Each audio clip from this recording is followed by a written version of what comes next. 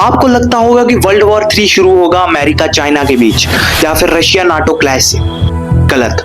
असली खतरा एक ऐसे रीजन से आ रहा है जिसका नाम शायद ही आपने प्रॉपरली सुना भी हो। एक ऐसी जमीन जहां एक सदी पहले रशिया और ब्रिटेन ने वॉर लड़ी थी।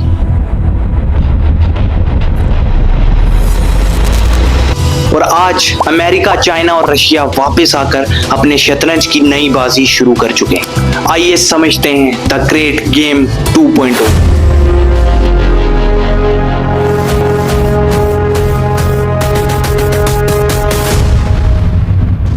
सेंट्रल एशिया यानी कजाकिस्तान, उज़्बेकिस्तान, तुर्कमेनिस्तान, किर्गिस्तान और अफगानिस्तान दिखने में सिर्फ सूखे डेजर्ट्स और ऊंचे पहाड़, पर जियोपॉलिटिक्स के लिए ये जगह पावर का सेंटर है। लेकिन क्यों?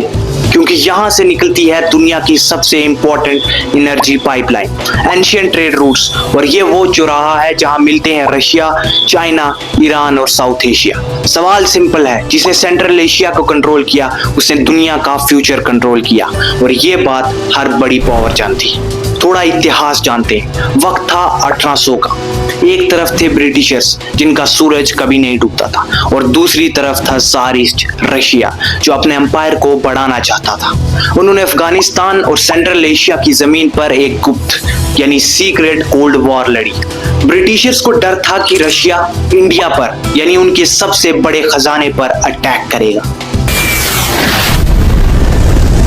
और रशिया को चाहिए था वार्म वाटर पोर्ट्स तक पहुंचने का रास्ता।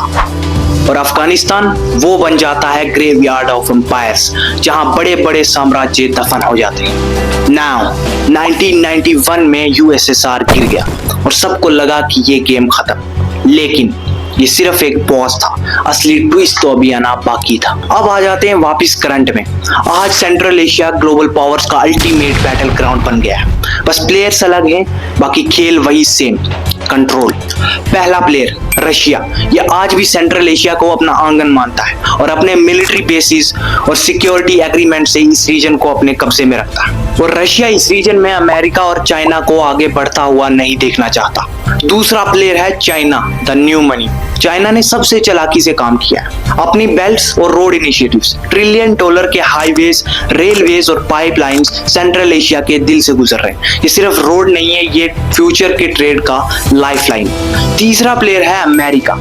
यूएस की स्ट्रेटेजी थोड़ी अलग है। इसे डर है कि अगर चाइना और रशिया ने सेंट्रल एशिया को आपस में बांट लिया तो यूएस का ग्लोबल डोमिनेंस खत्म हो जाएगा। इसलिए अमेरिका चुपके से यहाँ अलाइज बना रहा है और अपना इन्फ्लुएंस बढ़ा रहा है। और बीच में है अफगानिस्तान का तालिबान, एक अनप्रिडिक्टेबल वाइल्ड कार्ड। सोचो, एक तरफ चाइना के पैसों की बौछार और पाइपलाइंस, दूसरी तरफ रशिया के टैंक्स और फौज, और तीसरी तरफ यूएस की छुपी हुई स्ट्रेटेजी। ये जमीन एक टिंडर बॉक्स है। एक गलती या एक टेरर अटैक या एक पाइपलाइन ब्लास्ट और दुनिया स्लाइड कर सकती है वर्ल्ड वॉर 3। ये इतना नजदीक है। और इस भयानक खेल में इंडिया भी पीछे नहीं है। हम जानते हैं कि सेंट्रल एशिया हमारी एनर्जी, सिक्योरिटी और फ्यूचर ट्रेड के लिए कितना जरूरी है। इंडिया अपना इन्फ्लुएंस और पहुंच सेंट्रल एशिया तक ले जाने की कोशिश कर रहा है, लेकिन क्यों? ये जानने से पहले अगर वीडियो यहाँ तक देख लिया तो लाइक करके चैनल को सब्सक्राइब जरूर कर देना अगर चैनल पर नए हो तो। अब जानते हैं क्यों। क्योंकि जो भी इस रीजन को सिक्योर करेगा वो फ्यूचर ट्रेड रूट्स और सप्लाई का किंग बनेगा, और ये गद्दी इंडिया को भी चाहिए।